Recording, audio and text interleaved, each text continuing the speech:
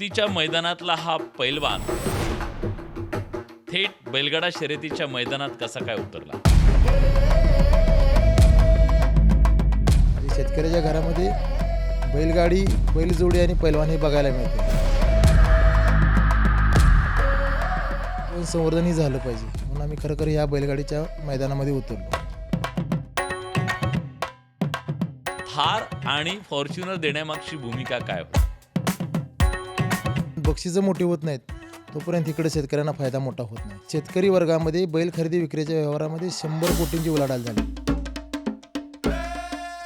Highest किंमत किती आहे बरं बैलाची? बकासूर नावाचा बैल आपल्याला माहित हो, मी असेल. खूप ऐकलंय त्याच्याबद्दल. बकासूर. हा, त्या बकासूरची किंमत आज 3.5 कोटी रुपये आहे. क्या बात आहे. आणि बकासूरचं काय वैशिष्ट्य? प्रत्येक स्पर्धेत जाईल तिथं पहिला नंबर घ्यायला लागला. बक्षीस घ्यायला बक्षीस घ्यायला म्हणून त्याचं नाव बकासूर पडलं. धावण्यासाठी त्यांना कसं तयार केलं जातं? बऱ्यापैकी त्यांना दूध दिलं जातं. अगदी बदाम काजूपासून त्यांना खायला घेतलं जातं. एवढा जीव लावतात. म्हणजे मुलगा घरात आजारी पडला, इकडे बैल आजारी पडला तर पहिले बैलाच्या डॉक्टरला जाऊन बैलाची व्यवस्था लावणार, मग मुलाला दवाखान्यात नेणार.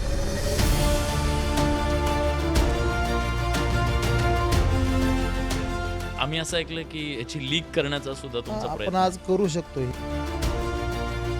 ज्या पद्धतीनं क्रिकेटमध्ये खेळाडूंचे लिलाव होतात, अगदी कोटीच्या पटीमध्ये होतात, पण आमचे शेतकरीचा बैलांचे लिलाव होतील.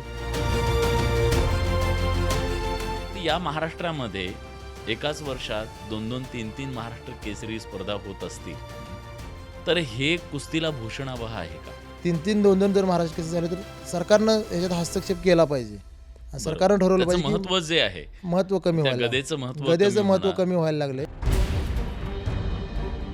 अतिशय चुकीच्या गोष्टीमध्ये सिकंदर अडकला आणि कुस्तीला त्याच्यामुळे एक प्रकारे गालबोट लागलं.